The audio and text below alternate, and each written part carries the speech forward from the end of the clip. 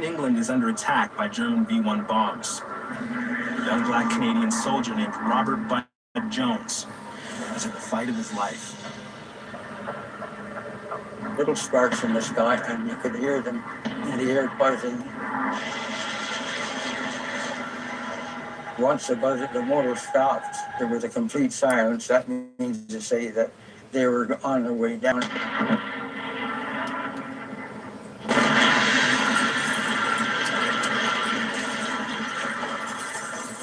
They would explode on the ground, and they're devastating if they had to direct it to a house or a building or anywhere. Soldiers, when they first see what's going on out there, it makes things real. It's not a make-believe enemy, and they're there to kill you. So Bud's now realizing that he now have to get rid of the little boy that came from Canada.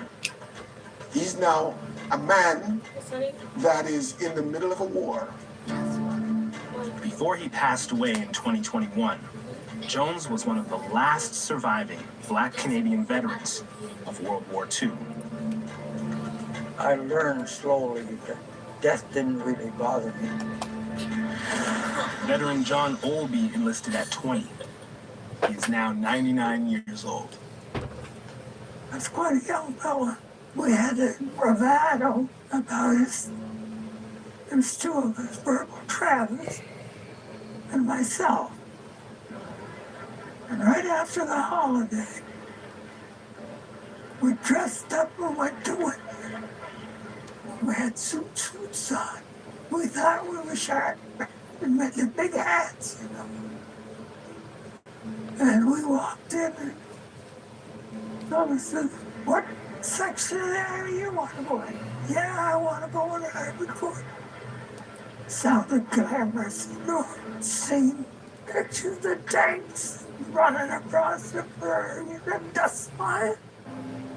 Olby's from Chatham, a town in southwest Ontario where the Underground Railroad delivered black Americans from slavery to freedom. From the gunner's seat of a Sherman tank, Olby fought to free others. My first experience seeing a gun carrier roll over. And then I seen a tank, I think it was a BCR, first in the flight. The poor guys didn't get out. That one didn't see anybody get out. That's the first experience I had. Then it was all hell. These men were trailblazers, and they really had an impact on the military. They came in and they were here, and they were effective at doing their jobs. Then people couldn't just dismiss them anymore. They couldn't dismiss us as a people. Thousands of black soldiers served in the Canadian Army during World War II. It's important to know about the contributions of black soldiers because at many times their stories were not told. In 2008, Kathy Grant conducted a series of interviews with as many black World War II veterans as she could before they passed away. She uncovered a lost Canadian history. The interviews that we have collected started from me taking a look at the Veterans Affairs Canada website and noticing an absence or a void of black Canadian interviews.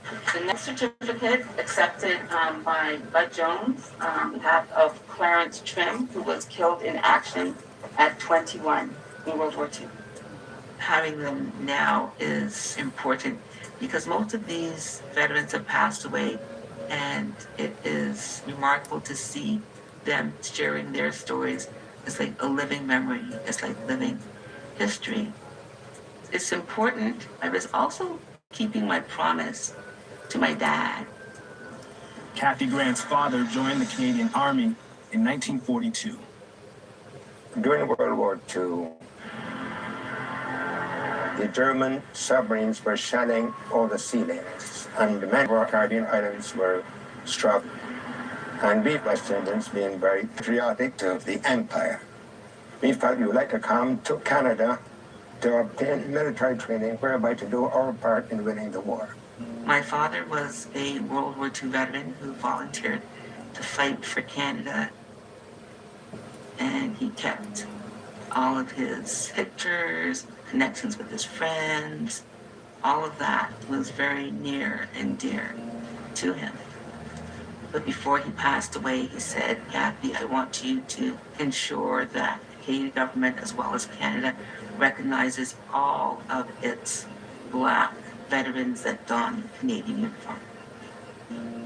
I created my Facebook page, Black Canadian Veteran Stories, to honor my dad and also to show some of the images that he had captured over the years, and also to get individuals to share their photos as well and their stories.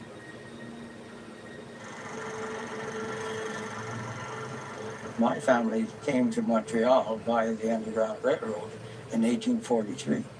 My great-grandfather, William, was a barber in Montreal, and he treated his barber shop as a station. He would conduct runaway slaves from Lower Canada to the black settlements in Upper Canada. 1925, just prior to the Depression years, I was born in St. Henry, which is a district of Montreal. The Depression impacted everybody, especially within the Black community. There were no jobs, and some of it had to go on a type of belief. My dad, he was supporting me as 6 children, just on relief. Dad, he was what they call a standby porter, where if a porter who had a regular job was either sick or unable to make his run that day, he would replace him. Sometimes the only jobs that were available were that of a porter. They couldn't even go into a store and see someone of color serving them. The opportunities weren't there. But the war created opportunities for Black men like Montrealer Wellsford Daniels. It wasn't so much that we wanted to go. I was earning about $6 a week, working 6 days a week, but the Army was offering about $9 a week. So 4 of my friends and I, we decided, well, gee, let's join the Army. I joined up in the Canadian Army, the active Army. What prompted me to do that? Well, I don't know if it was because I wanted to save the world. I was more interested in seeing the world. At the time, there was a mistake made in my certificate of 1 year where it said I was born in 1924 instead of 1925. And I took advantage of that and joined the active force. The first day out, when this burly sergeant major approached us and formed us up, and when he got to me, he's looking down, and I'm looking up, and standing at attention, and he says, "Young fella," he says, "Do you shave?" And I proudly said, "No, sir," because I only had one little curly hair there. And he says, "Well, start tomorrow." And I became the man. Initially, I had some really very negative attitudes about Canada in particular, because as a community, we'd been kicked around. We couldn't go places. We couldn't go into restaurants. We couldn't go into theaters. We couldn't go into skating rinks. There were just so many things that we couldn't do. We were called all kinds of names and so on like that. And so you come over there with some pretty negative attitudes. So with all of this in mind, bingo, here's the war. Now, do I join? And do I go running overseas? Or what do I do? World War II was an opportunity for us to be seen as a part of the total. In order for the system to change, you need to have a visible champion. A champion emerged out of Cape Breton, Nova Scotia. In 1940, a 25-year-old named Sam Estwick volunteered to join the war. I was going to work the afternoon shift one day. I saw people looking out over the ocean. and I turned and looked. And for an arc of about 170 degrees, the horizon was filled with ships, all types of ships. I think I counted over 70 ships. I came home that night and turned on the radio to hear the midnight news, and over half of those ships were in the bottom of the Atlantic. Now, from our house, the ocean was less than a quarter of a mile, and realizing that the enemy out there would be more than likely shooting at the mines and colonies, my mother would be in between. That's why I decided to get in. Let's go over to Europe and fight them over there. My dad was very much a family man. He loved his mother and he wanted her to be safe and sound. And when the convoys were leaving, my dad could see them because you're seeing those warships going. That makes it very real. Estwick, a whiz kid, set his sights on the Royal Canadian Air Force. From the recruiting information that he would have seen was that somebody with his technology background, mechanics and mathematics and engineering, that sort of knowledge would be useful to the Air Force. They were advertised looking for fighter pilots, and they wanted people who were small and muscular. I had been boxing, I'd been in pretty good shape, and I felt I'm small enough to fit in the cockpit of a fighter. When Estwick applied by mail, the Air Force responded with open arms. Then recruiters met him face to face. So at that point in time, they knew that he was black, and he got a letter in response to his application. Mr. Sam Estwick, Glace Bay, Nova Scotia. Dear Sir, receipt of your letter of February 24th is acknowledged with thanks. The fullest consideration has been given to your application, and there does not appear to be any trade or category for which you would be suitable. He had been rejected because he was black.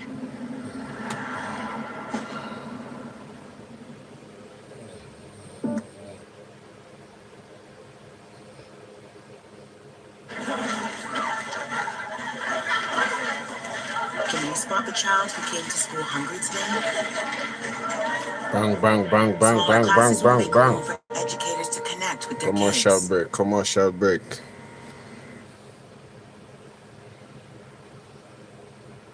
Mm-hmm. 1941. We're back. Sam Estwick is rejected by Royal Canadian Air Force recruiters. He had been rejected because he was black. So that's when he took it upon himself to write to his member of parliament. MP Clarence Gillis was a union man, an MP for the workers. I don't think for Clarence Gillis that color had anything to do with it. Here's somebody who meets the mold of what you want for this job and needs a job. Why aren't you giving it to them? As the war began, the Royal Canadian Air Force copied regulations from the Royal Air Force in Britain, including its Europeans-only policy. Once the Royal Air Force was formed on the 1st of April 1918, all visible minorities were barred from joining the Royal Air Force. These policies mirrored what was happening in British society, where they believed that only white people were capable of true military leadership and true capabilities in terms of being able to use the weapons that were given to them. And if we look at Canadian society, these type of attitudes also were quite pernicious. They were across Canada. And this made it harder for Black Canadians to be able to list in the Canadian military. People of color were welcome only in the Canadian Army. Both the Navy and the RCAF barred non-whites. But history was about to change. Clarence Gillis brought it up in the House of Commons, and then there was a whole bunch of correspondence that went back and forth. My dad had to pass a test, and he passed quite well. Then they asked him if he was interested in this new thing called radar. And that's where he started his military career. Sam Estwick actually joined a very elite group. These were radar mechanics. Radar at that time was a big secret. Sam Estwick, within the space of a year, goes from being rejected into a trade that was restricted. The RCAF lifted the ban in 1942. Until then, only 10 Sam Estwick and pilot Alan Bundy. Bundy was such a big deal that his picture was in the newspaper right from one coast to the other. The RCAF wanted to let people know that they had changed their policy and that they were being very, very broad, quotes-minded. The black men were able to be visible. They volunteered to fight, and people could see them all over the place. When you are in the face of people, even if they don't like you, they've got to recognize that you are there. In the same year, Owen Roe left the Caribbean with a goal to join the Canadian military. 300 people from the Caribbean, from Barbados, Jamaica, etc. went up here and be blazed with trail by going to Canada and taking training there. On his 19th birthday, he boarded the ship. It was called the George Washington. It was an American ship.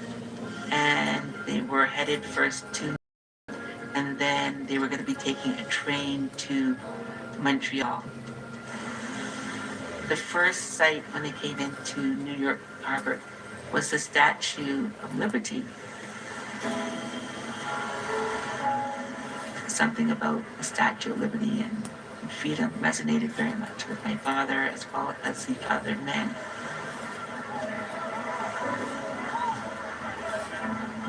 So I enlisted formally in the Canadian Army and had to make the transition to new culture and the military discipline that prevailed then. Like Owen Roe, black volunteers and conscripts around the world put their lives on the front line for Britain. Britain has far-flung colonies all over the world, and you would have found the racial makeup of the Allied Army at this time to quite diverse, with black and brown bodies serving in extensive ways.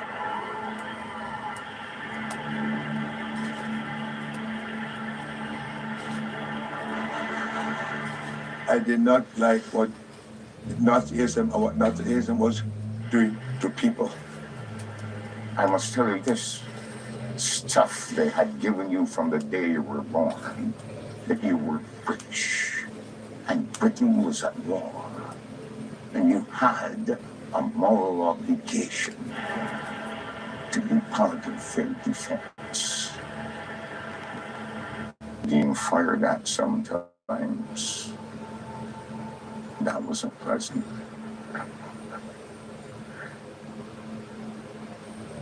But overall, I didn't regret it. They did whatever they had to do to make themselves available to go in defense of Britain. As black men signed up to fight, black women joined the Canadian Women's Army Corps. And in civilian life, other black women rolled up their sleeves. I worked at Nordine's Aircraft, which we did the work on the plane. The Norndon factory, near Montreal, produced training aircraft for the RCAF and Britain's RAF. We riveted the wings,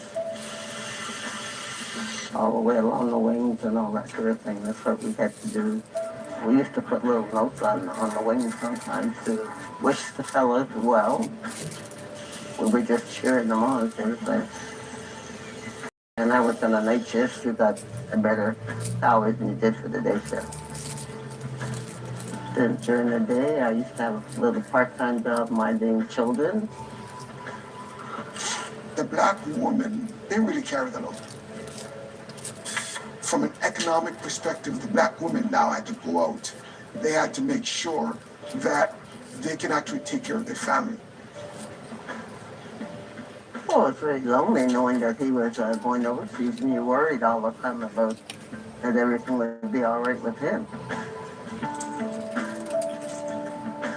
Gertrude's boyfriend, Wellsford Daniels, had a dangerous but critical job as a signalman.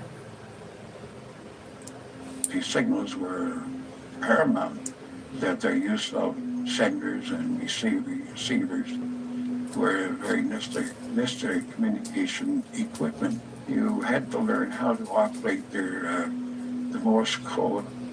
Signals Corps is the part of the Army that's responsible for radio communications, telephone communications, and also had dispatch riders, people riding on motorcycles going from one unit to another carrying important messages.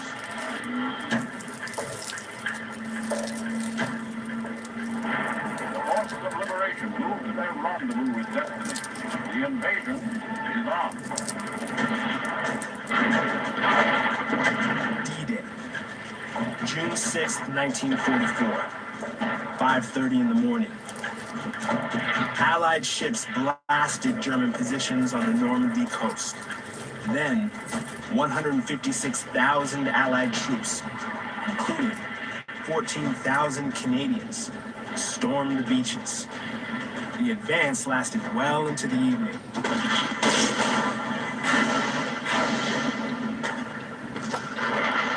D-Day had already started, and I was transferred to a group that is on their way overseas. And now you're moved to the channel where you're going to be overseas. We had a very good view across the channel of the explosions that were happening on the coast of France.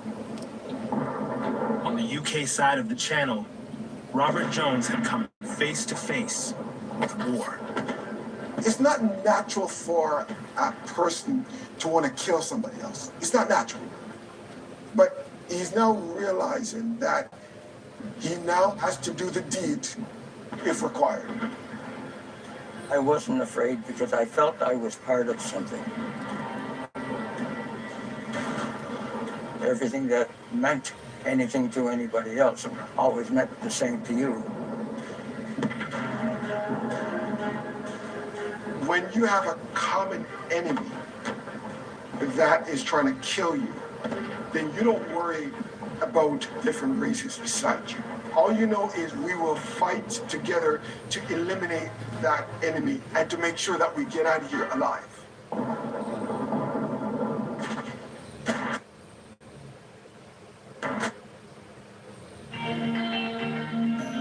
If you own a house or a condo in Toronto, let us know if it's occupied or vacant.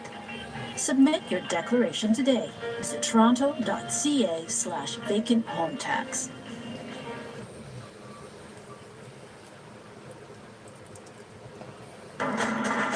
July 1944. Robert Jones, John Olby, and Welsford Daniels land at Juno Beach as members of the 2nd Canadian Corps. Their target, the city of Caen. Caen was an important transportation hub, which were needed to be captured to facilitate the transportation of troops and goods. The Germans have always had a good army, and they had some fanatical units there, like the SS units, which were first-tier army. Olby was inside a Sherman tank, nicknamed Lucifer by the crew. And we didn't know what was in store for us. We were only about 12 miles up. And all hell broke loose. German artillery and armor pummeled the Canadian and British forces. Didn't know what the hell was going on. Somebody said we should. I just couldn't see nothing. Just they're out there. I'm just scared to think you were twice as alert as you would have been. Unfortunately, the infantry suffered so many casualties. One infantry unit, the Royal Regiment of Canada, had come ashore on D-Day. But when Jones landed in July, over 50% of the regiment was gone. By the end of August, of that 840 people who landed, there was only 150 people left. So they needed to fill those spots. They were low on infantrymen, and we found ourselves being rebadged overnight. So instead of being Armored Corps, now we're infantry. And people like Bud Jones was a member of a Montreal-based armor unit, and he was transferred into the Royal Regiment of Canada as an infantryman with no infantry training, along with many other people. That meant 5'5" Jones would now fight on foot, lugging the same pack as much larger soldiers. I was always diminutive. I was never a large person. Somewhere between 112 and 118 pounds. Yeah. Just to keep up with someone bigger than him, carrying all that weight is admirable. And he probably earned everyone's respect because of it. In a few months, Robert Jones would become a section commander within his platoon. White soldiers will follow his lead. He's only 19. This now takes Bud above the white man in his section. He now has the authority of his commanding officer to give commands to everybody under his command, and they have to obey him. That's massive. That is absolutely massive. I had a little bit more training than the average recruit. In a lot of cases, I was a lot younger than they were at. When you're, say, an 18, 19-year-old, and the majority of the men in your platoon are in their 30s, you can grow up in a hurry. The fact that Bud would be a second commander would speak well of him, that his leadership trusted him to have the lives of other people in his hands. When they looked among his section, I'm sure most of them were white. He had to be well above them in order for them to select him. So it's a significant decision that they made in selecting Bud as a section commander. Because here, you're the one that's going to make sure that all the soldiers implement the order that's coming from the most senior level. And you are the guy that's going to make them successful. Victory at Caen came on July 19th, 1944, and John Olby confronted complete devastation.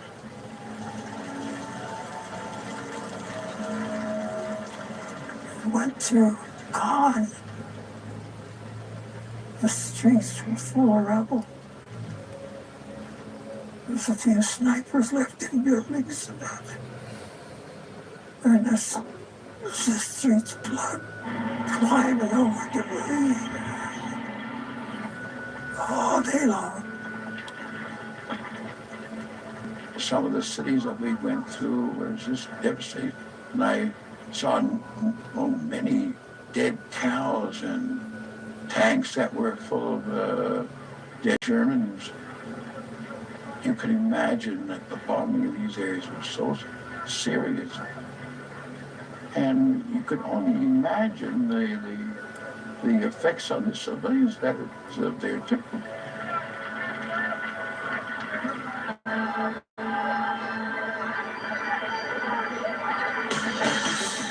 You were proud to be the trained soldiers, and you're feeling quite big. And for me,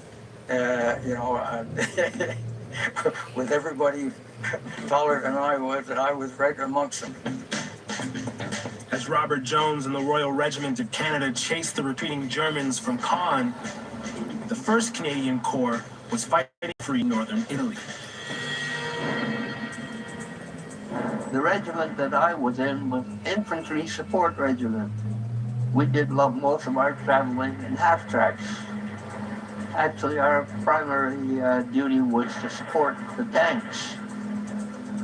20-year-old Montrealer Calvin Marshall was a light machine gunner with the Westminster Regiment when it marched on Ravenna in December 1944. We were on a night march, and the whole regiment was there, the colonel and everybody. And we were supposed to meet up with the Irish Regiment of Canada. They were going to make an assault on Ravenna. And the colonel ordered that we stop. There's no lights. Everything is black. And eventually we got separated from the main group. We were lying around outside and we could hear the Germans coming up the road. We didn't expect that there was any Germans there. At the time, the Germans were always spouting about they were the master race and the hate they had for Jews and for anything other than the Germans. I was fearful that if I was taken prisoner, what they might do to me. And I'm going to tell you something. Never was so scared in my life.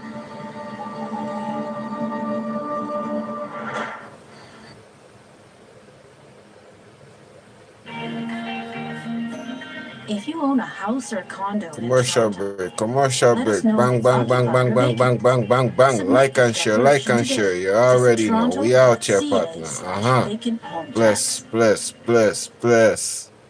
So bless. Bang, bang, bang. December Back 1944. at it. Machine gunner Calvin Marshall is part of Canada's longest army campaign to drive the German army out of northern Italy. On a night march to Ravenna, he became separated from his unit and stumbled into a German patrol. We didn't know how many Germans there was of them. Nazi hatred for people of color was well known to Allied soldiers.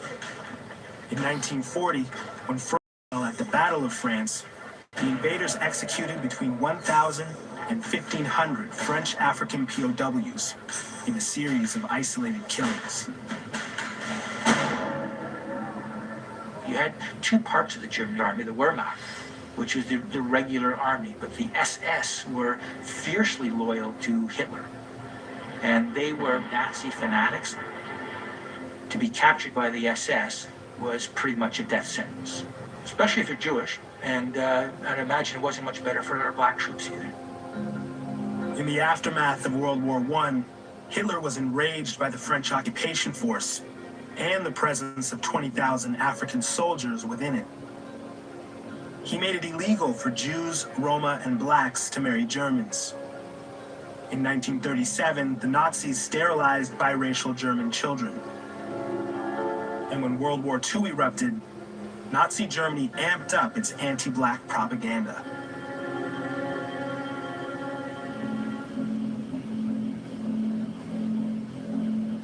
If you're black, you're in a heightened sense of awareness of everything around you and everyone around you. We could hear the Germans in the back of us calling out to each other. And everybody started to run.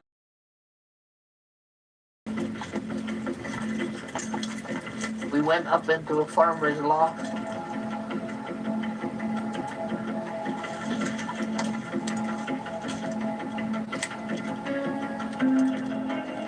And very, very quiet.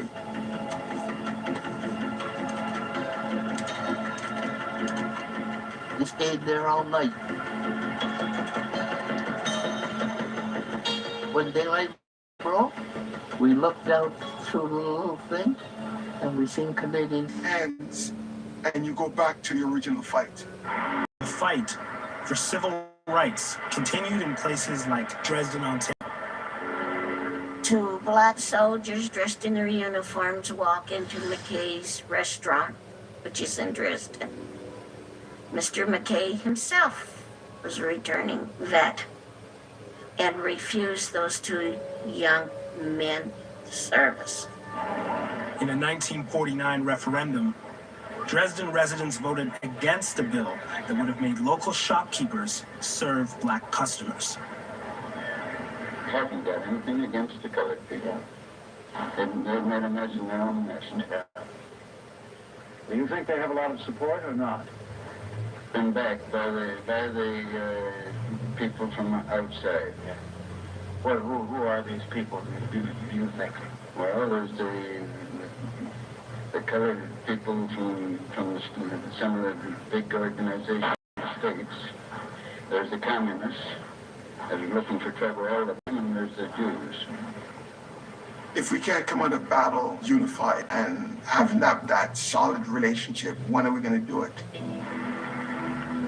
After the war, you would think things would change. They remain the same. It certainly didn't improve the racial tensions in this community. They knew they were accepted and loved, but they certainly were not given what the white soldiers were given. I don't think they were given enough credit. In the factories, they were good enough to shove a broom, but they were never good enough to run those machines. John Olby returned to Chatham, where today, at 99 years old, he's one of the last surviving Black Canadian veterans of World War II. Tell him what your last job was. With the military, they did offer benefits. So a lot of men who might not have been able to afford to go to university or what have you, they took advantage of those benefits and went to further their education. Some of the most iconic to me, Stanley Grizzell and Lincoln Alexander. Lincoln went into politics, changing the system by becoming an individual who became a part of the system. I look at Stanley. He fought to improve the system, and the system rewarded him for hard work by becoming a judge. So you're individuals who came through the war, right, and they were able to become influencers and decision makers in their own right. Sam Estwick remained in the Air Force. My father's experiences when he got back to Canada after the war were defined by his uniform. I found that what we now call radar, we were so far advanced in electronics that some of the friends I met who had electrical engineering degrees didn't know as much about electronics as I knew. Estwick was among the Canadian experts who set up the first early warning system designed to detect a Russian air attack on North America. I don't think at the time he recognized how significant his actions were, being at the forefront of positions in the military. Estwick retired with the rank of flight lieutenant. He passed away in 2008 at the age of 92. At his funeral, the volume of people who showed up in uniform, and they said, "We are here to recognize what your father did for us, to allow us to be in the jobs we're in today." And I thought that was a really strong message. That really, really moved me. They laid poppies on the memorial there. It was a really, really moving recognition. At any point in the war, anyone in the Army at the front lines in a combat zone was at the risk of death, wounding, or capture. And anyone who fought there or participated in there certainly deserves our respect. The history of Canada is the history of everyone in it. There are individuals throughout history, and I do believe my father is one of them, who have made significant moves and done something of significance that changed the country. He's by far not the only one. There's hundreds of them. These men formed that chain link and put 12 people up with them so that they're saying, hey, come on up to the next level and see what's possible. And then all of a sudden, we're seeing the community is growing because these men dared to dream. Bang, bang, bang. Bang, bang, bang, bang, bang. Uh-huh. Little break. You already know how it goes, you know. Like up and share the thing. Like and share. Yes, sir. Sharing the history, sharing the history. Big up Emo for stopping by, you know. You see it, my big bro Emo. You see it. Bang, bang, bang, bang, bang, bang. Like and share, man. We're back in action, you know. Canadian side of things. They don't give us much credit. You see it. So we had to do it.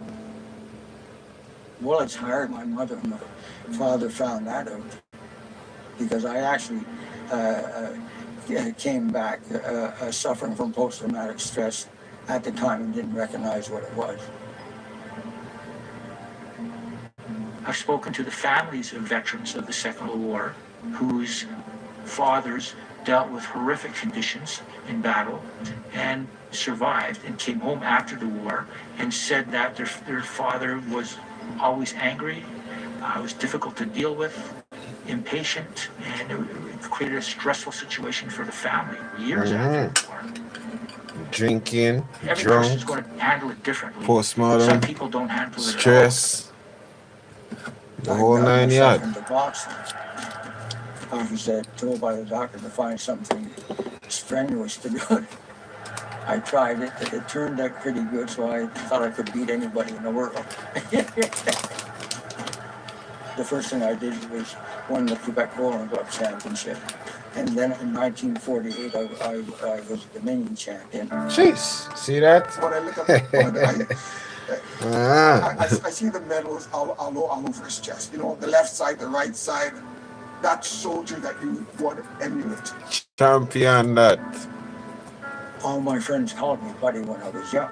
But now that I got older, it's Bud. Having a name or a nickname like that, it forms your character. And he was the small man in the group. 60 years after the war, Jones returned to the Netherlands with politicians and veterans to remember soldiers who made the ultimate sacrifice. Like Red Jeanette. I was more or less under the auspices of Veterans Affairs. We went back and I visited his grave. They have this record and everything in the Anford Library, but it had to be me to go online and dig it out and get a picture of him. They don't know his history. All they know is that he went overseas and he was killed in Holland.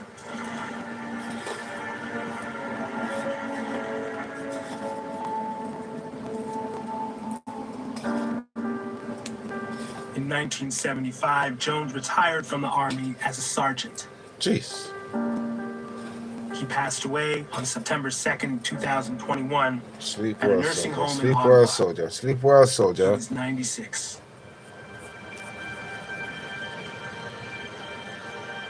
So it goes. Can win all. Owen Rowe That's one thing retired that from the beat all of military us after life. the war.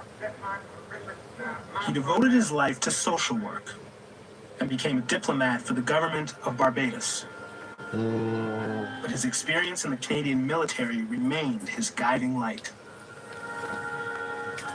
This mission to share the story Bijana. of my father, as well as the veterans that fought for Canada in the Second World War and beyond, is very important to me. It's a promise I made to my dad before he passed away, and it makes me a little emotional. Rowe passed away on April 16th, 2005. 2 months later, the Canadian War Museum honored his wish and unveiled a plaque recognizing the service and sacrifice of West Indian World War II veterans. Jeez. You see that? Big up to all the Caribbean passing. Massive. Let me see you wave your hands. And put your flag them up in the air. And destroy the enemy. Come on. 3 to come back home. Jump and let me see. There are other challenges that Together we one big family. But they were still able to come back and then to change society. Oh, they got the job done. Great job, great job, great job, great job. Bang, bang, bang, bang, bang, bang, bang, bang. Uh-huh. When we think of Remembrance Day, we often think of that poem in Flanders Field. But will you share a poem that you wrote? Okay. It's called Soldier's Farewell, and these were the words.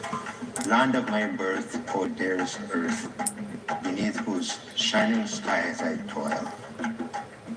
I must now leave thy sacred soil and risk my blood on foreign lands to save thee from the harsh demands which tyrants heartless would impose, if none to freedom's call arose. I go with warm tears in my eyes, for I shall miss thy smiling skies, the rapture of thy myriad stars, those festive nights that so begars my love. Lyrics. And all that I hold dear, which just in dreams can now be near. Land of my birth. We want to thank you guys for watching the show, man. You know what I mean? And I may not return, but fires of my love shall burn for thee bright as thy noonday sun, sure as the victory to be won. Thank you guys for watching the show. You dig? Bang, bang, bang, bang, bang, bang, bang. Yes, sir. HLR Jaystee mo. You know the live not gonna stay up obviously due to copyright issues. You know what I mean? But we still gonna keep it pushing. It is what it is. We appreciate everybody. Big up Imotech for passing by. You don't know. Big up Big Bro. Big up RG for passing by. Big up Urang for passing by. And everybody else who passed by. You already know. We appreciate everybody. Bang, bang, bang, bang.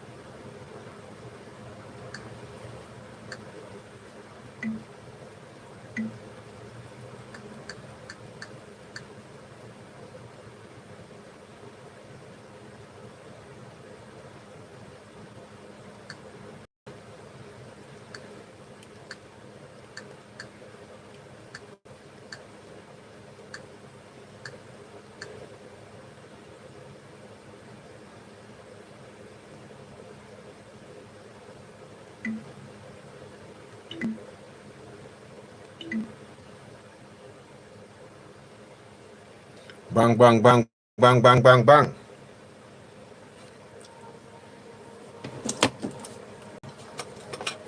Tell me the whole story. It's a long story. It's okay, we've got time. Okay. You know, I never discussed it at home. You don't like talking to somebody who hasn't been there. A war experience is something you just can't relate to other people. They don't understand. They haven't got the faintest idea of what it appears to be. You know, all the years of my kids growing up in that, I never mentioned the war to them at all. I'm not even happy about it, talking about it now. Discussing and talking about it does ease the pain a little bit. But at the same time, I can't believe that one could actually live through such heinous times.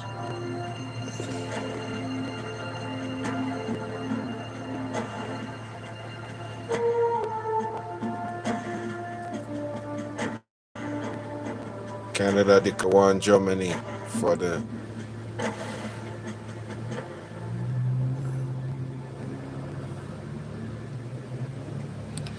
six years straight.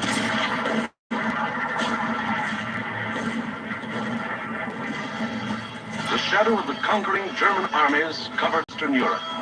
a self-styled master race was riding high. I felt that Hitler was a threat to the world, so we all had to do our part. Je crois qu'on est en guerre. Hein? Un bon citoyen dans son village, qui a été fait dans son village, il ne dit pas à son voisin, va éteindre le feu, il y va. Hein? Il ne demande pas à son voisin d'y aller. My French boy ready to war. I mean, my French boy playing that. It would be very difficult as a single young, Bonjour. healthy male not to volunteer. I had the usual desire of a son to emulate his father. I tried to be as good as him in any way that I could. And he went to his war, and I went to mine. I come from a family of 16 of us, and there was no work, so we needed to bring as much money home so my mother could look after the rest of the family. So I think all young fellows wanted to be in the service with a uniform to impress the girls. Straight up. I was 16 when I joined the Army, and, you know, there was hell to pay. My mom didn't seem to mind that much, but my father, he wanted me to finish high school. I said, Dad, I've got to go down and join the Air Force. I'm going to be a pilot. No, you're not, he says. My dad was a real conscientious objector.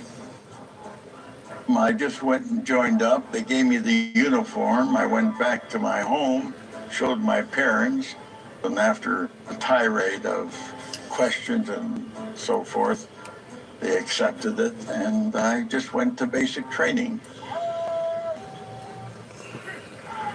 This was a boot camp with a vengeance. I learned to become a soldier.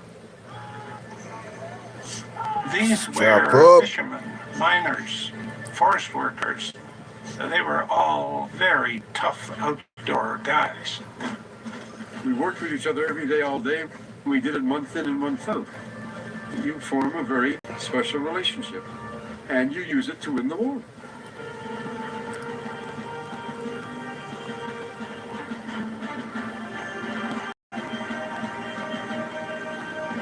In late 1941, about 2,000 Canadian soldiers still in training were shipped to Hong Kong.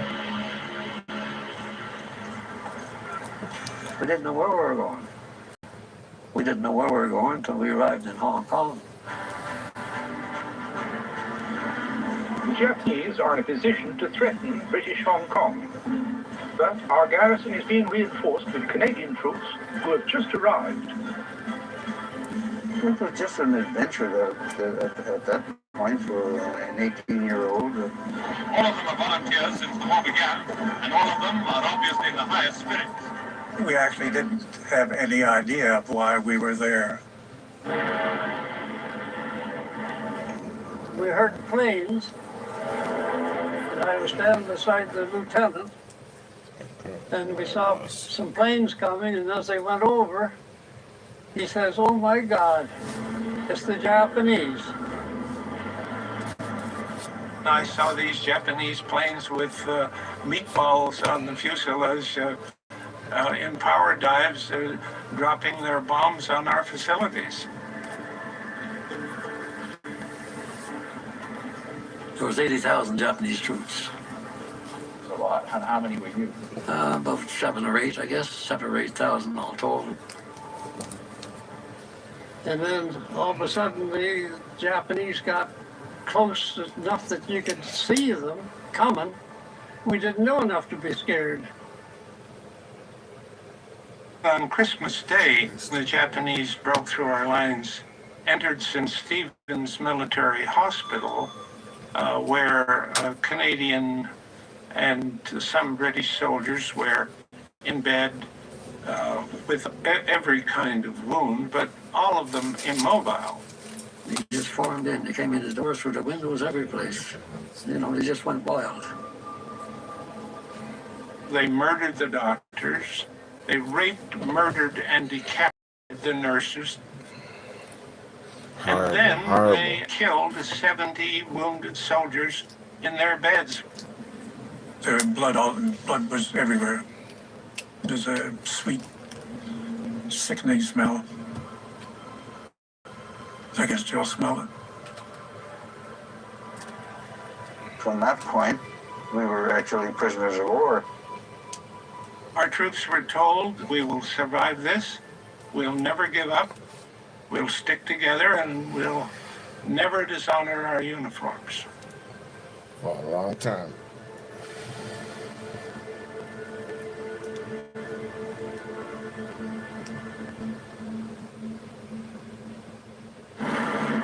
Prisoner of war.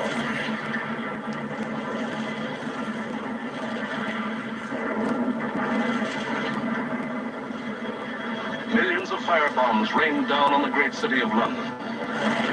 Like the 4th of In a July. matter of minutes, more than 1,500 different sections of the city burst into roaring flames. Flames that swiftly merged into the greatest fire in recorded history. Bang, bang, boom.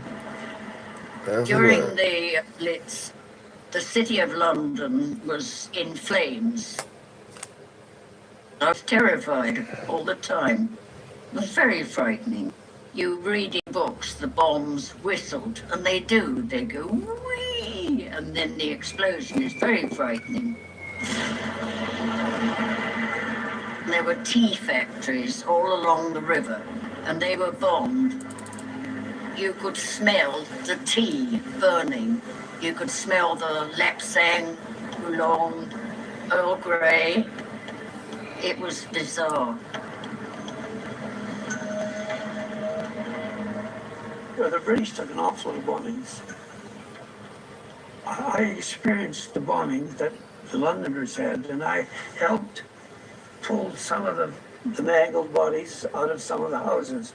So believe me, I had no love for the Germans. Of course we were angry. I thought when the war finished, if we can point to a map and say that is Germany, we failed. We've got to wipe Germany out completely, I used to say. I mean, just got to wipe them out. According to Nazi propaganda, German U-boats ruled the waves. But across the Atlantic, hundreds of merchant vessels grouped into convoys and escorted by Navy warships are steaming all the way from the Dominion of Canada to bring us the war supplies and the food Britain needs. Keep them coming. England could not conduct the war if it didn't feed itself. They would have had to pack up. They couldn't carry on. Literally, they could not manage. And the way we go across the Atlantic with a convoy of 40, 50 ships in columns of 5 or 6 sort of thing. You surround the convoy and take your position, and you zigzag back and forth, trying to pick up any submarines. I didn't like the smell on the mess deck, you know. You get a bunch of guys that haven't washed for a week or two. Some of them aren't used to washing. You know, they didn't wash at home, so they Dirty, didn't wash. dirty. And the Corvette being so small, Take a fresh it would soldier. ride. It would climb up one wave and crash down into the next, and the whole ship would tremble.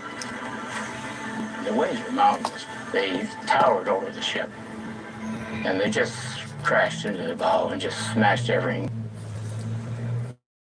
One time we were so heavily laden with ice, the captain cleared lower decks and got everybody with anything to chip the ice off, bats or anything. Otherwise, it gets heavy laden and it would overturn. So that happened. The weather, of course, was the second enemy, but submarines were something that I had a fear for and still do. Well, it was bound to happen. You know, the submarine is there, and that's his job. He's out there to sink ships. The 6 corvettes or 6 ships guarding a convoy of 80 merchant ships wasn't really very much. So obviously submarines would get through. a ship would fall back. He couldn't keep up the speed with the convoy. And he'd drift back farther and farther. He's still trying to keep up with it, but he couldn't. They were all old ships and stuff like that. And they would get farther and farther. And then all of a sudden we see a big flash away on the horizon.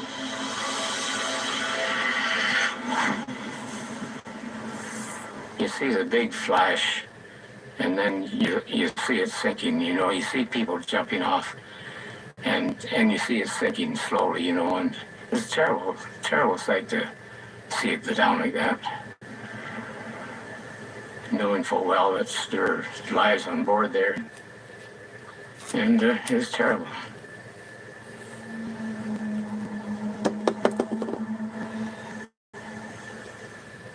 We knew we got torpedoed, but we were not allowed to go back and pick them up. We had to maintain our position. So there would be men in the water calling for help. That's right. And they would watch ships go by. That's right. To the lights on their head with them. Can you describe that? Wow, yeah, that's crazy. Well, then we'd go after the sub. You had to get over the submarine to drop your depth charges. And you estimate the depth of the submarine, and the charges would be set at that depth to blow under the submarine and blow it up. And that's what we did. Well, the Battle of Atlantic killed off any number of people. If we hadn't made it, if we hadn't got the convoys through, the war would have been over.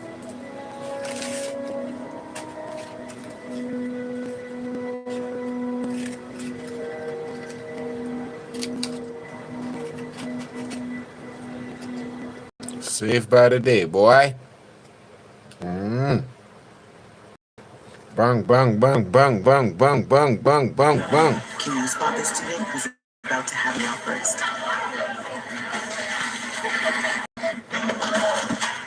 Smaller classes would give educators more time to catch warning signs. If Connor McDavid and Connor Bedard had childhood ambitions to become architects, CIBC Yes, would sir. work with them every step We of out the here, way. we out here, we out here. Little commercial break, people. Don't watch that, don't watch that. Bang, bang, bang, bang, bang. Or motorbike mechanics. Whatever their ambition, CIBC would be there with a personalized plan. Just like we'll have a personalized plan for your ambitions too. CIBC, ambitions made real.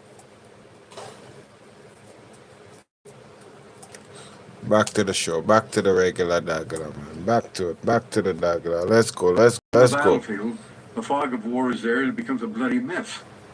And you have to be sharp enough and smart enough to overcome the mess. And if you do, you're the winner. If you don't do it, you're the loser. Some soldiers are fatalists. They figure, if I'm going to get killed, I'm going to get killed. Nothing you can do about it. But I didn't believe in that. I believed in taking precautions. It was either going to be him or me. And I prefer to go home and get married and have children. I don't blame you, Papi. I don't blame you, Papi. I don't blame you. You know what I mean?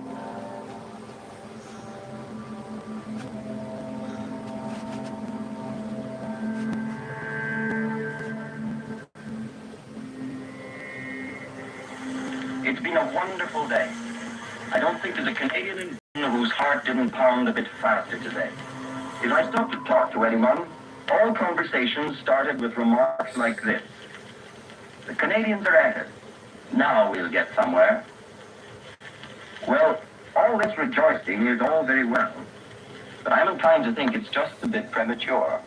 None of us can know how completely successful the raid was, or how heavy the casualties were, and other details as well. Stalin was screaming for Britain to have a second front. They were thinking of maybe a series of raids along the French coast, and this was the first one. C'est des hauts commandants canadiens qui voulaient que les Canadiens étaient tannés en Angleterre, ils voulaient avoir de l'action. I don't know why they did that, because the death rate was honestly, it was suicidal. Ça fait que les étudiants en embarcation, se sont mis en ligne et puis on a forcé vers eux.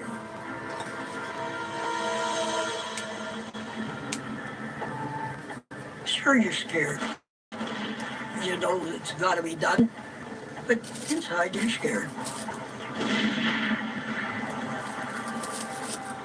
You could see traces coming out of the cliff. On a aperçu des flashs. Puis on entendait du bruit sourd de notre côté gauche.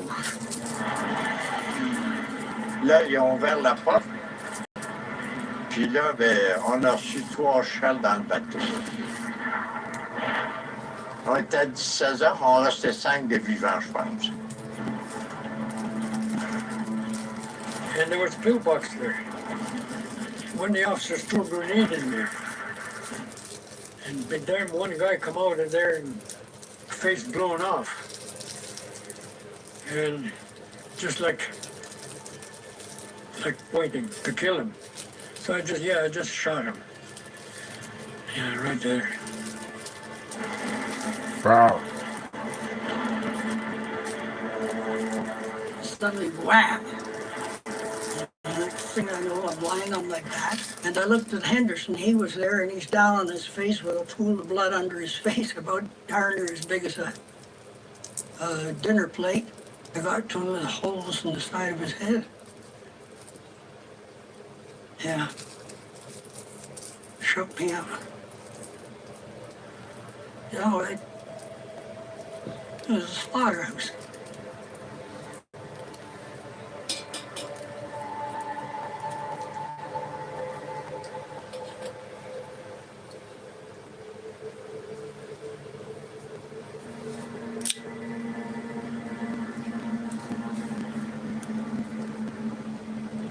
It was the darkest day for the Canadians, because this was the first time that they were put into action.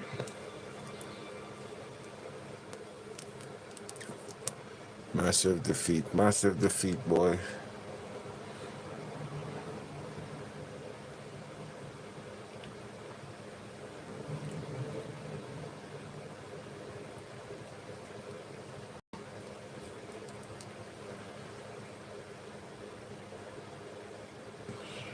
The Nazis entered this war under the rather childish delusion that they were going to bomb everybody else and nobody was going to bomb them.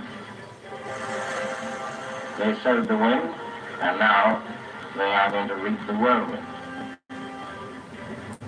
A whole bunch of my best friends at school joined the Air Force.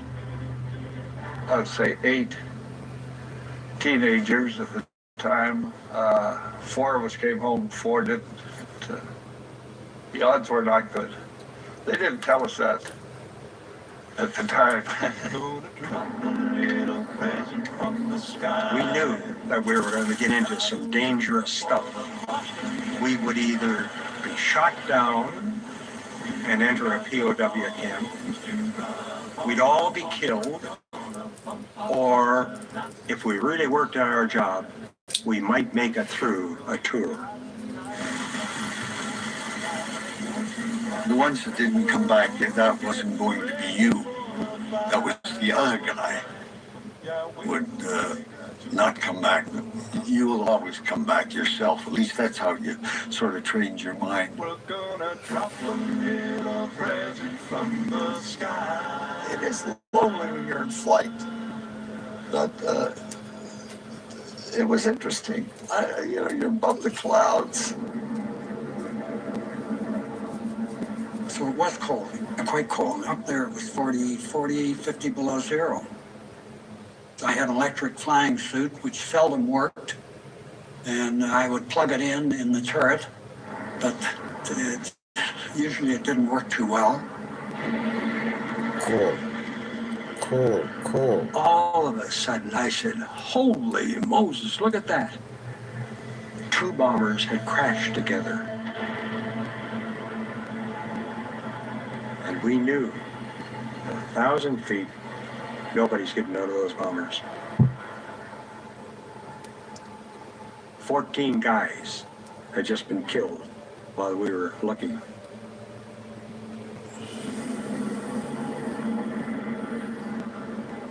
And as you got to the target where the sky was a little brighter and lighter and the searchlights shining up, you could see the shell bursts quite close to you. The aircraft would jump because the shells were so close.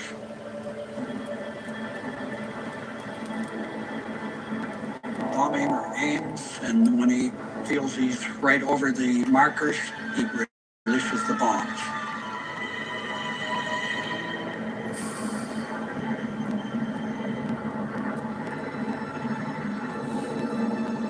The next 200 bombers would come in late dawn, and they worked through the city that way. They had it down to a science, how to destroy a whole city with 1,000 bombers.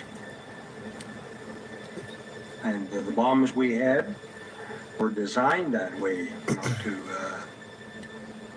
destroy, burn a city down. It was not a pleasing thing to look at. You knew that there was a lot of people in that had nothing to do with the war. Women, children, you know. And that always bothered me. I think that bothered me more than anything. Because they were actually just human beings. They're like the rest of us. Innocent.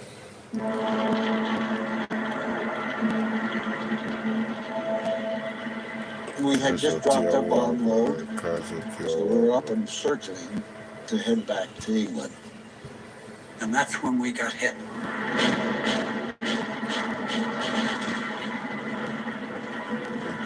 It was a serious hit. There was a hole the size of a pail or larger than that, and fire had started. And in a few more seconds, I gave the order to abandon the aircraft, and you see this 3 times. Jump, jump, jump.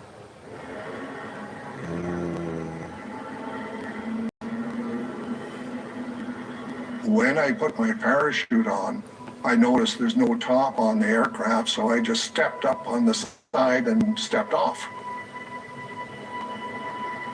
Before the chute opened, we thought, you know, I think I'll pray to God. And I don't want to argue at this point whether there was a God or not, and then the chute opened.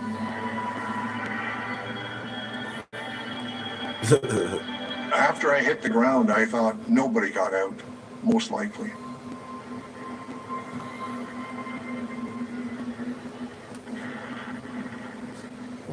I found out 4 of the guys bailed out. 1 was found dead in a tree, speared to death. And the other 3 landed along near the aircraft with their parachutes not unopened. They got out too late. The whole crew was killed, you know. We bombed the hell out of them. So that will give you perspective as to the aspect of war and you know, how heavy-handed it can be. But I never questioned the rightness or wrongness of it. I was going to go out and do my duty. And I did, you know, and that's the way I thought at that time.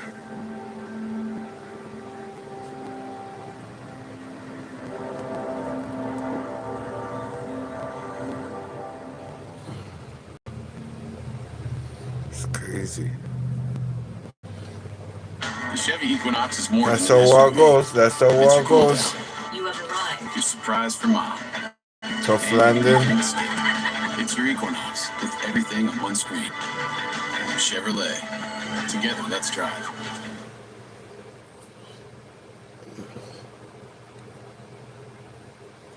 Well, I frequently get asked about that. Was I scared? And my answer to that is very simple. Anybody with a brain in his head who goes into action and isn't scared is off his rocker. There's no joy in killing and having people kill you. It was terrifying, only when you stop after it was over. While you're doing it, you're not terrified. You're concentrating on what you're doing. You're not brave, you're not scared, you're nothing.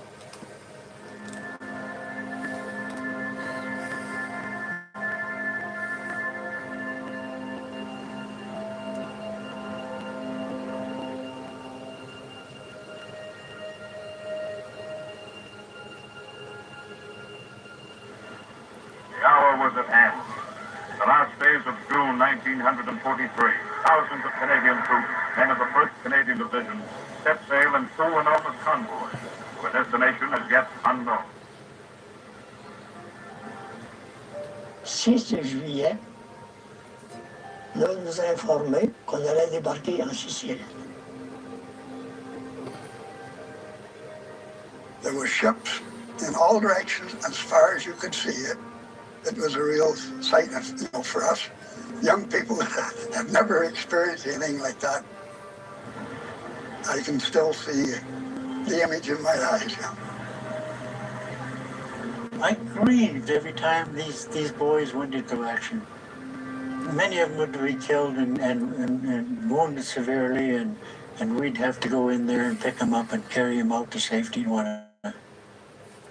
Et ce qui m'a touché, par exemple, après ça, ça devant les hommes, c'est changer les adresses. Je vais donner l'adresse de ma fiancée. Si je me fais tuer, peux-tu lui écrire pour lui dire?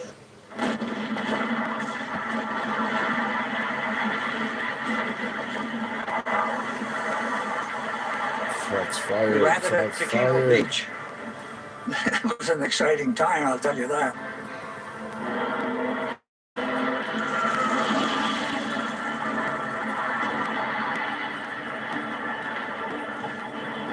And the first time I got into an action, and I did blow up some tanks, and I did kill some people, and I was so excited.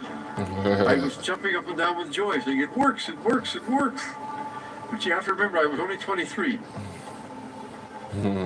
After some people were killed, my emotions weren't quite that juvenile. But I still was there for a purpose, and that was the purpose I was living, which is to beat the Germans and win. I will just give it a real. On a eu des durs combats. On a eu des pertes assez lourdes. Ça nous donnait, dans le négatif et toujours du positif. Quand on perdait des bons copains, là, le lendemain, quand on contre-attaquait, on avait encore plus d'énergie. On était là pour aller, c'est pour défendre nos grands. Sicily is ours. Sicily is free. The first breach has been made in the walls of Hitler's European fortress. Wrong foot Italy, kick post Sicily into the Mediterranean 2 Sea. miles away lies Italy, and the great fight yet to come.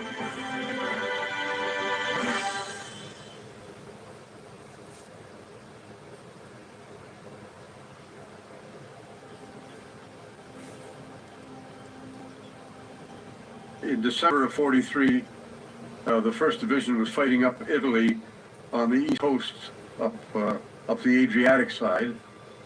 And then they got up to Ortona just at Christmas 1943, and the 1st Div fought a very, very difficult battle.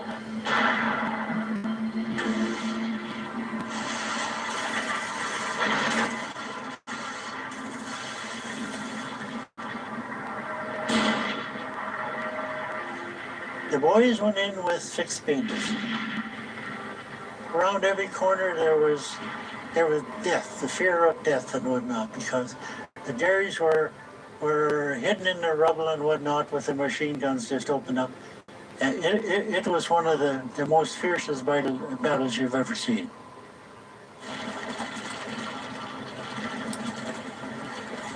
Most of those houses were all joined together, and with the butts of our rifles, we would bang and bang on the walls till you opened a hole, and then we just toss the grenade in. Somebody else would come along and clean up the bodies, and you just keep on going. I saw people getting shot in the streets. I saw tanks being put on fire. I saw men firing out of windows on the second floor and the people in the opposite side of the street. I saw people hitting mines and being blown up. I mean, it was a terrible battle. C'était dur de voir les hommes tomber, là. Les chars d'assaut, les chars d'assaut, les obus qui arrivaient, c'était l'enfer, ben, comme vous pouvez voir sur la photo, là. C'était l'enfer, ben.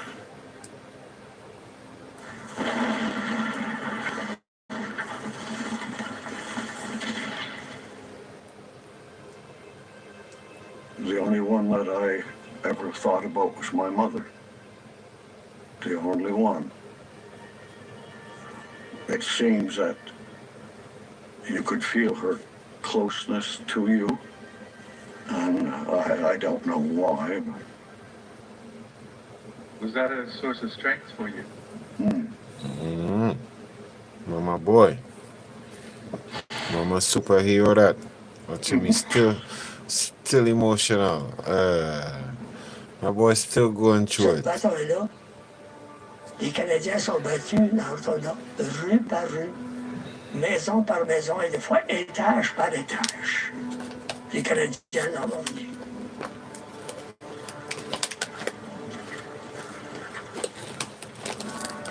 First day you lose 30 men, they're replaced, they're still standing there. The next night you lose 20 or 30 or however many, you're still standing there. I've done this for 23 months.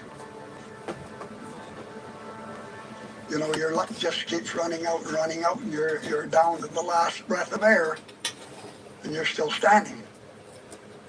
And I would like an answer to that.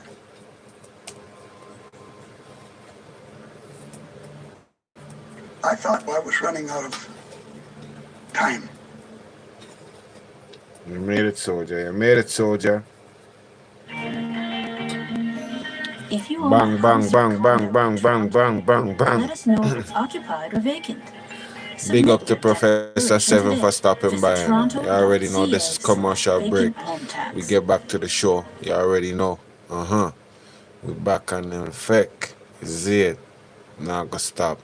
But either way, the life not gonna stay up, guys, because you know due to copyrights. So let's enjoy the show. Let's enjoy the show. Said no, just an ordinary boy. We had ordinary boys and girls join the Canadian Army. I wonder just how long we have to live.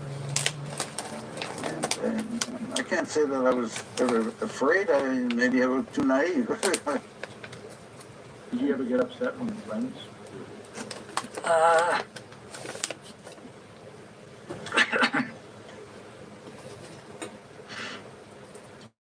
You should not ask that question.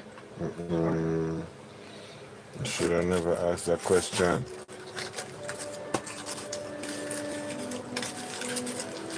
(1944) The soldiers who were captured in Hong Kong were starved in Japan for... Whoa. So they starved them to death, you know, people.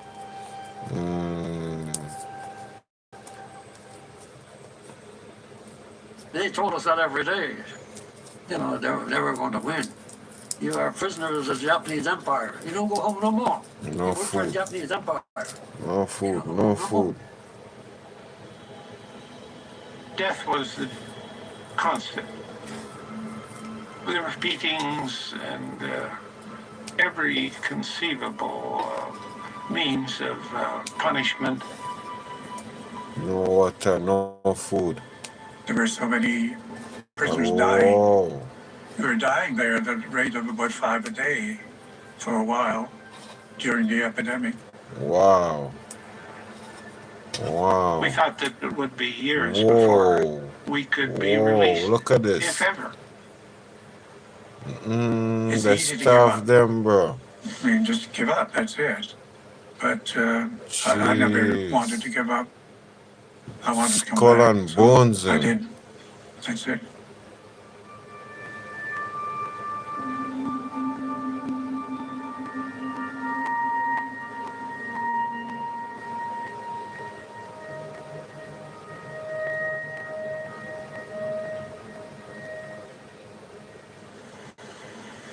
Soldiers, sailors, and airmen of the Allied Expeditionary Force, you are about to embark upon the great crusade toward which we have striven these many months. The eyes of the world are upon you. Your task will not be an easy one. Your enemy is well trained, well equipped, and battle hardened. He will fight savage. We were first wave. We were first wave, yes.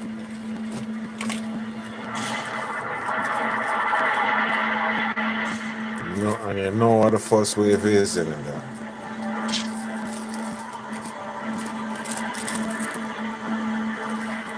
Our landing craft hit a mine in about 6 feet of water. Went 10 feet in the air.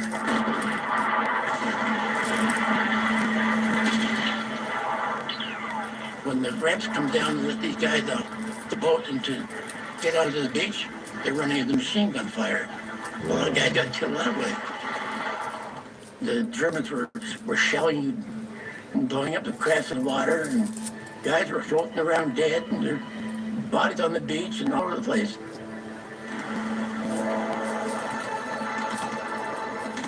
All the mortars and artillery was firing. Massacre. The noise was really something. You'd have to be there to understand what it was. Right on the shore now.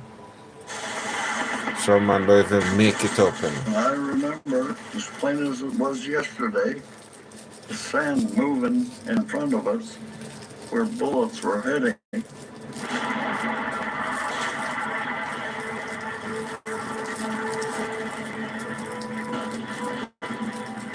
Only the tough survive, brother.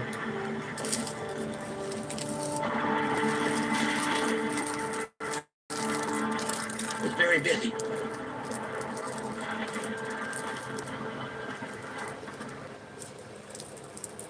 When the smoke cleared, there were more Germans.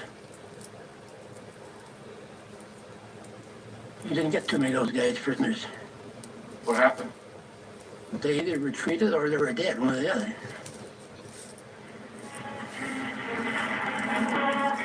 The much vaunted West Wall crumbles before our whirlwind advance. The citizen soldiers of yesterday. For example, 1,000 guys went on the mission just for 6 to make it ashore. That's crazy. As far as we understand, we reached the furthest of any other Allied formation on D-Day and D+1. The Canadians. We reached our objectives way ahead of the rest. And I could say we went the furthest, but in view of the fact that we had a few thousand miles to go before the end of the war, it was a kind of a dummy prize. And you won the first day, and you've only got another 2 years to go. And, you know, That night, that's when the Germans attacked.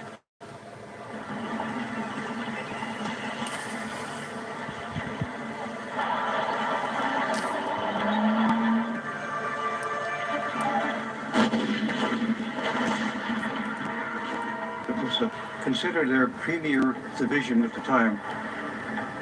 190 tanks they had, 22,000 people they started off with.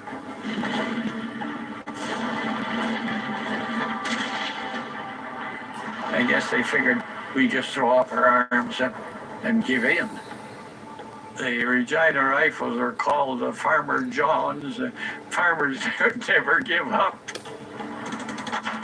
We stayed there and weren't going to be defeated or die in the attempt. The Germans were trying to dislodge us, trying to drive us back to the beach. They came very close to succeeding. If the SS had cut us off and gone to the beach, it would have ruined the whole D-Day invasion.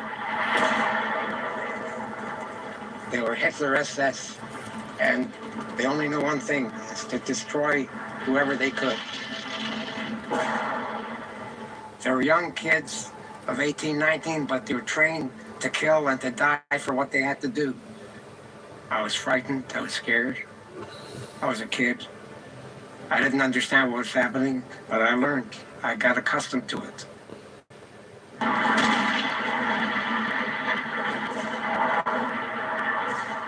We started to get shelled that night. That young lad got hit, and he bled to death. The last 3 words he said, "I want my mom."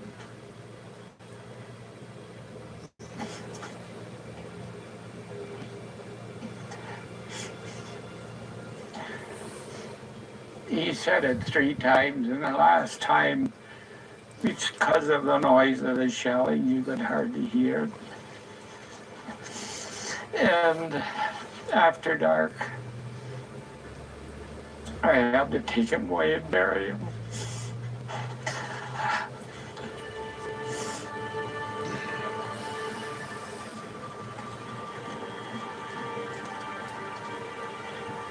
The Germans were exceptionally strong. They had tremendous power.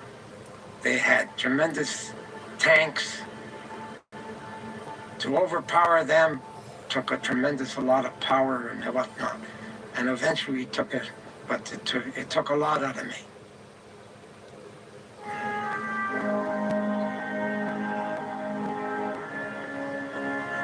The German army, which we fought since D-Day, is steadily being destroyed. Great areas of France are being swiftly liberated amid moving and unforgettable scenes. There's the frenzy of liberation, but there's also tenseness in the air. We can hear the sounds of battle in the distance, and the people can hardly believe that the Germans have really gone.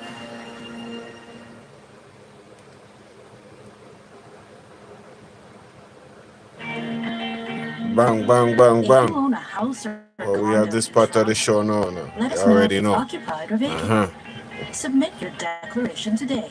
Visit toronto.ca/vacant home tax.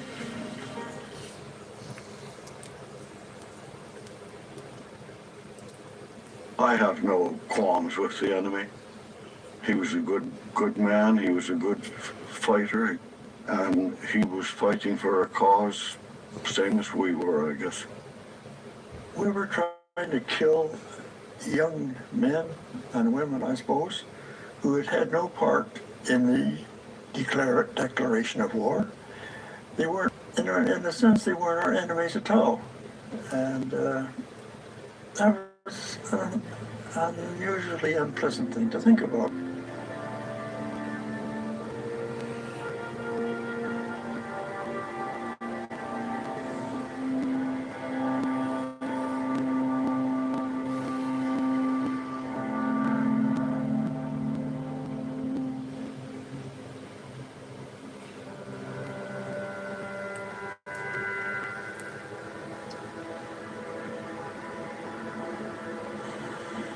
It's a tough, ugly war that the Canadians are having to fight to clear the Scheldt estuary.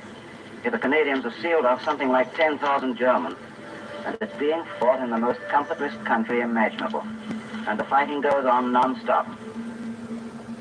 The Allies needed a port to bring in all the support, gasoline, the whole, everything, everything you needed to support an army. So if they can get that Scheldt open, they could have a means of supporting the Allies on the Western Front. The Scheldt estuary was a very, very hard campaign. It was very difficult to get through. The Germans were very strong. They had very, very good soldiers there.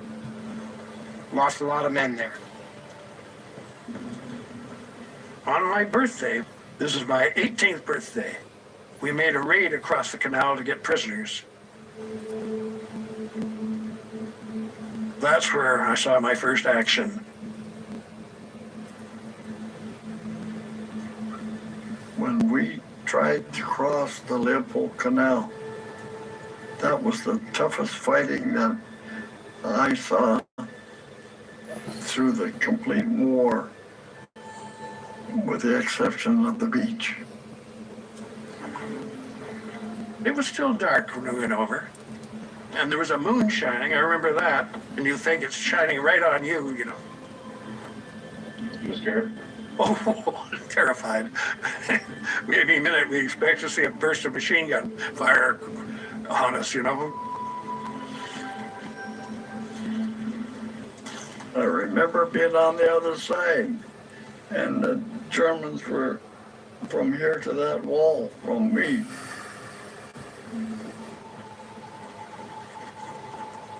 You could hear the Germans talking on the other side of this high bank. And then a German hand grenade landed right beside me. Ooh. So when that landed, I just grabbed it, tossed it up high up over back to on their side.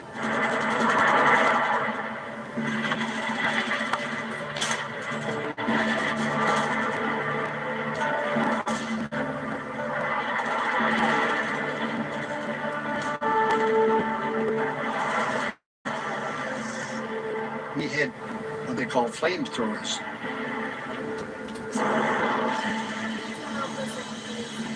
And they would go up to a pillbox and put the flamethrower out them, and you'd see them scatter out of there pretty fast.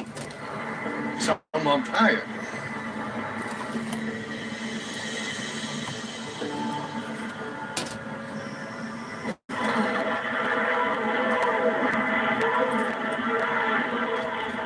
They attacked and attacked and attacked. We're holding on to the bank. We're holding on for our dear life. They attacked at night, they attacked in the morning, and they tried to drive us off there. But that's where the typhoons come in.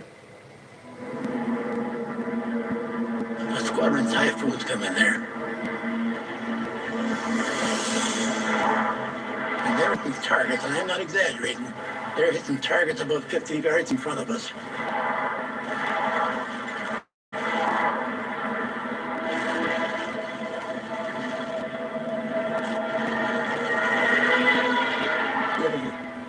Earth was just shaking like that. And of course, it was all sand and the caves and the slit trenches beginning to fall in. People don't know what war's like.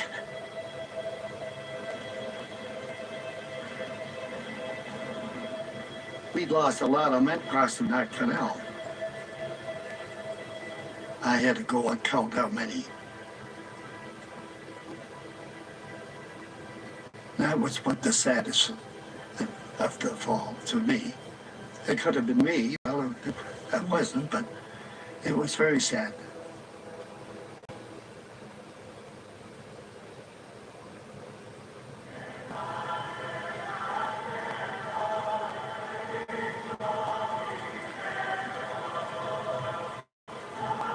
The amazing Dutch steal the show on this third day of liberation. The crowds waiting for the arrival of the Canadians almost mobbed us. When we freed a town, you never saw such joy in people in your life. It was just unbelievable. They're all over us.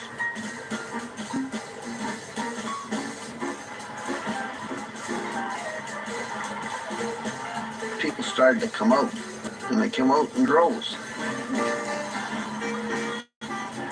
And there was a huge crowd came out, almost impeding our progress.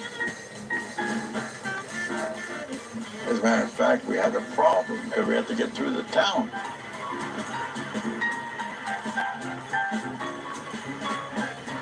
People there were singing and dancing and laughing, shaking our hands, throwing flowers on our vehicles, patting us on the back. It was as if they had a great burden lifted off their shoulder and brighter days were ahead. And it was just a marvelous feeling.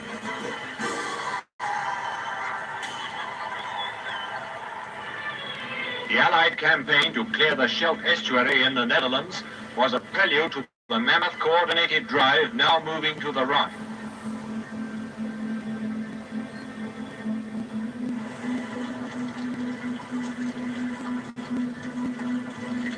We ended up the war in Germany in the North Sea area.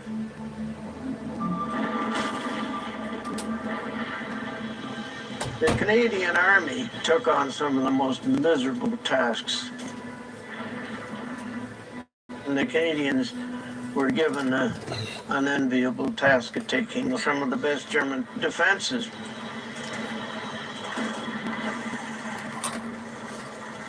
Pretty bitter fighting in there too, because those paratroopers were on the last desperate efforts. When they realized they couldn't win, they more or less made it the killing field. You know, kill as many Allied soldiers as you could. You're not going to win, but take somebody with you, sort of thing, you know. And you couldn't think about the end. It's just as if it would never end. You just had the feeling we'd go on and on and on and on and on and on.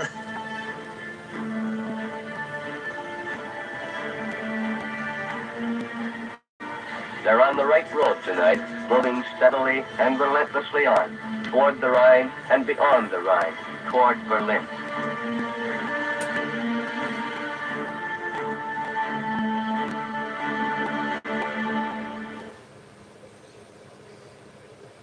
Scarborough. It's always us fighting an uphill battle, solving problems no one else faces, and doing it all in over 20 languages.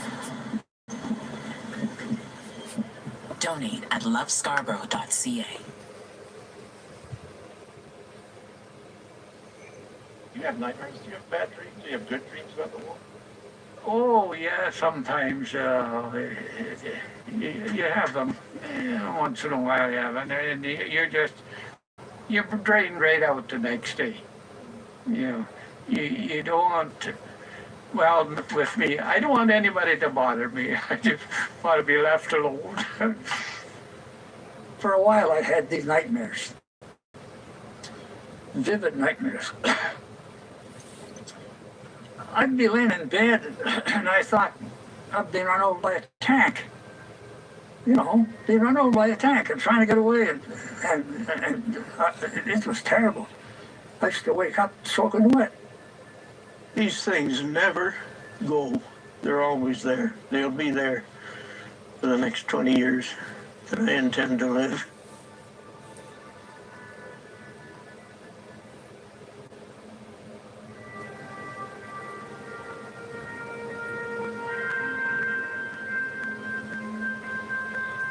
In 1945, victory was in sight, but the Canadian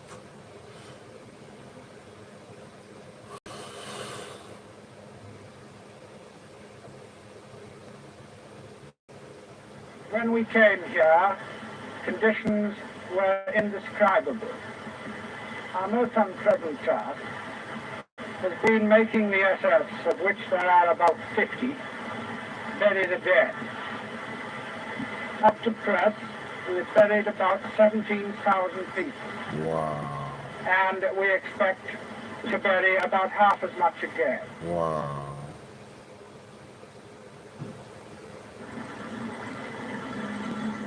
Uprise victory, brother.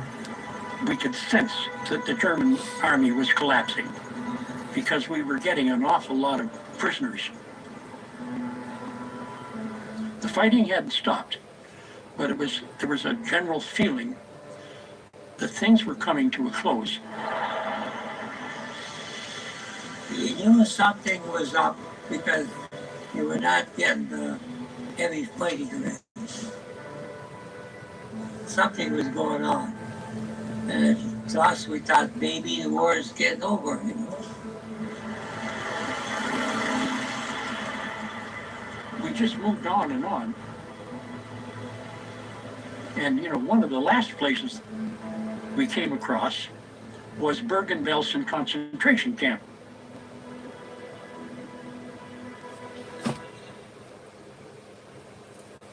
I could hear the moans and groans from the encampment. It was quite emotional. I can remember it vividly because I have nightmares about it today. And I wondered, I'd never seen anything like this before.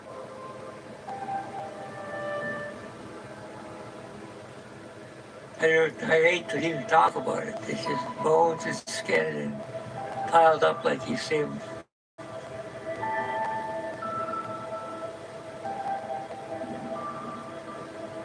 That was my first camp, Bergen-Belsen. The survivors, they were still alive, but only just, and they weren't like human beings. Wow, skull and bones. They were skeletons. Some of them were just crawling. I can remember seeing one man come out stumbling out of the gate. He was no skin on him at all, and he fell and he was crawling, you know. And I'm still sitting on this tank, and I said, "Get off! Give these people a hand." People that were still alive Look at that. barely alive. Wow. We were supposed to help them. I don't know what anyone thought we could do to help them. Wow. We're free. Swimming milk. And we're free. What was your feeling at this moment when you realized you were going to live? You don't have feelings. I mean, as far as I was concerned, I was going to die. I'd say my prayers and I was going to die. I can't believe that one could actually live through such heinous times. Yeah, that's crazy. And then on May 7th of 1945, there was a ceasefire. They know they weren't going to win the war. They know they're going to be defeated. They're happy to surrender and become a POW.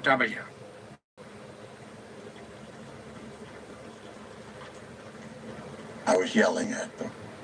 I didn't touch them. I knew better than that.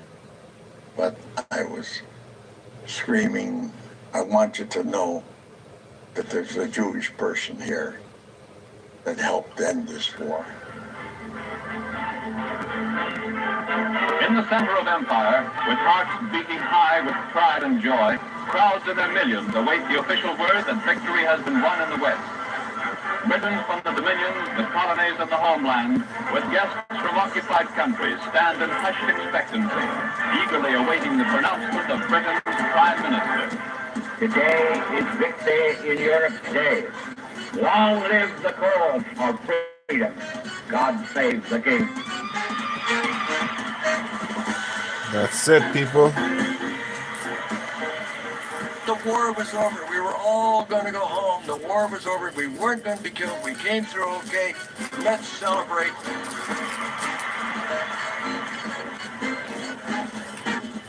It was a great celebration. I don't know how to describe that. Là, tu voyais le monde dans la rue, t'en as qui pleuraient, d'autres qui chantaient. Que je peux pas oublier ce soir-là.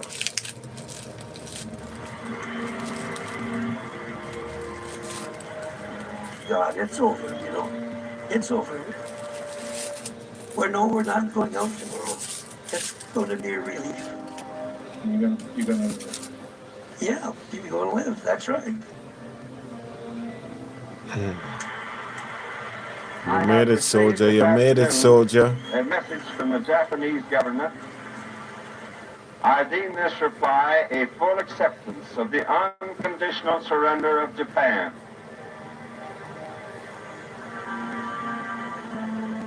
The lieutenant came into the hut in the morning and said that Japan had surrendered and that we were Free to go. free.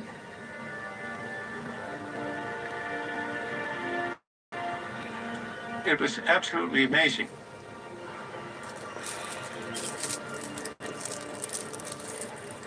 I went into my bed and got on my knees. Thank God for sparing me and for sparing those that are still alive.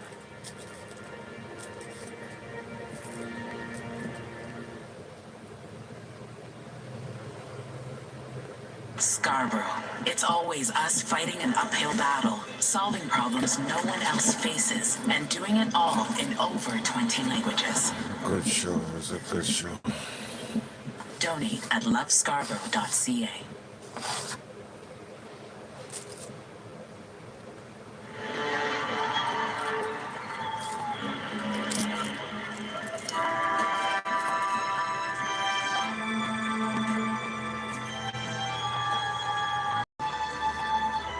My greatest joy and pleasure.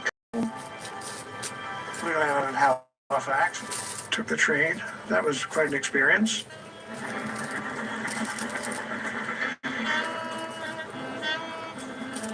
The nicest sound that I ever heard was the whistle of the old steam engine freight trains.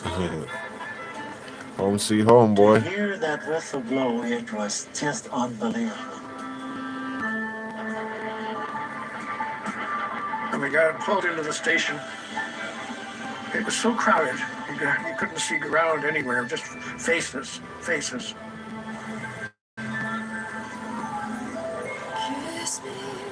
All the wives were there waiting. And Betty was up and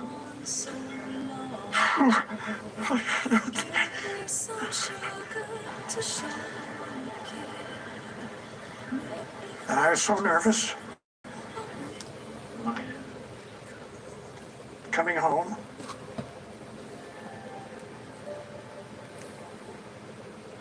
When I first got home, the war wasn't over. I dragged too damn many things along with me when I got home to really enjoy it as I should have.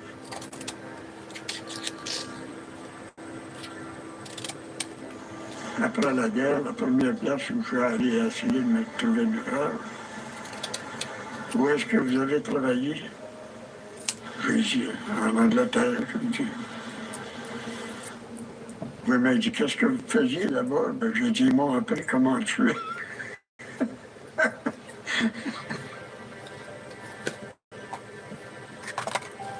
You had been uptight all of the time that you were overseas. You're tense, if you will. You come back and suddenly there's nothing going on, nothing doing. You're just like a boiling egg, and nobody looks after you. And the only thing that you can do is do some damn thing that you shouldn't do. Get yourself into trouble. Or do this or do that. And a lot of personnel did that. See?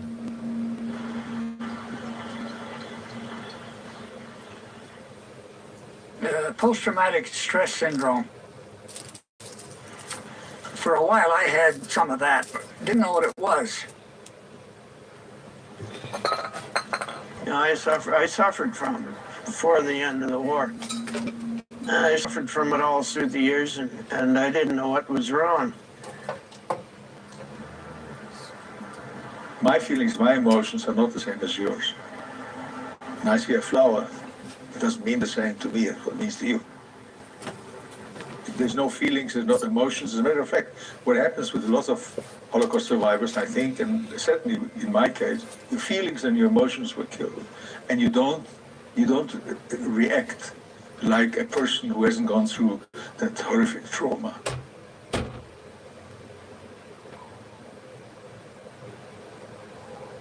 So in the end, I don't know if I can answer that. It's, what does it mean? It means that humanity has flaws.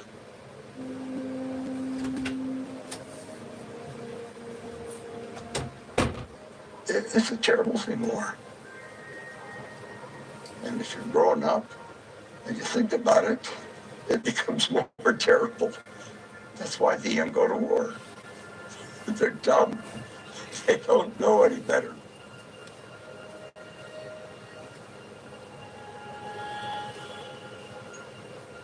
There's nothing nice about war. War is terrible. War is a failure of humanity. But when situations like Hitler present themselves, 600,000 Canadians like me have to do something about it.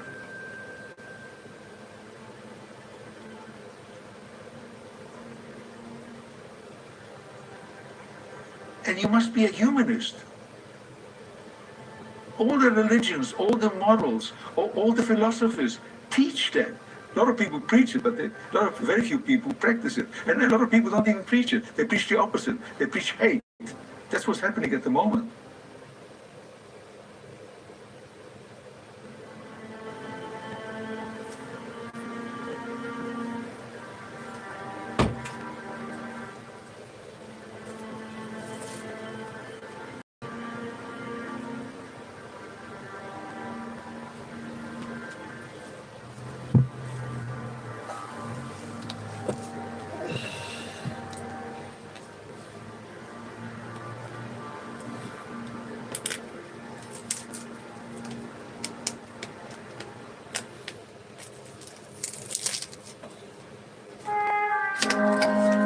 That's it, my people. We made it. We reached the end of the show. We did it. Over 2 hours. Not bad.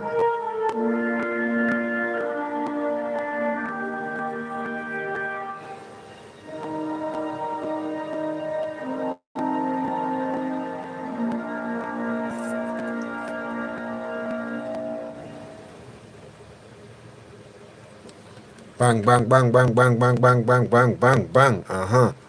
If you made it this far, you know what to do now. We got many content on the channel. Check it out. Like, share, do something. You know what I mean? Leave a comment. We'll see you in the comment section. Bang, bang, bang. Yoka, Flame, Sonic, Boom. Perfect.